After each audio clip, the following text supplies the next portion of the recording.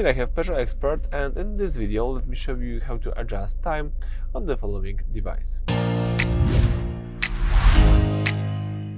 So at the very beginning, let's start by using, for example, the radio, and now all you need to do is find the configuration button, the settings button. Usually it's located right here in the right upper corner. Let's just use this setting button, and here let's choose date and time. It's this icon with the clock. Let's just tap it.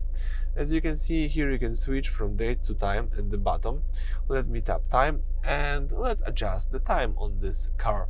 So let's tap here time, and you can change the hour and the minutes. If you change something, let's tap OK. If you'd like to cancel that, you can tap anywhere outside this box. Then you can change here the format from 12-hour to 24-hour. Let me use 24-hour. You can also here enable the daylight saving summertime, so the car will automatically switch on the plus 1 hour when it's time to switch the time in your country. So that's it for this video. Thank you for watching. Please subscribe to our channel and leave a thumbs up.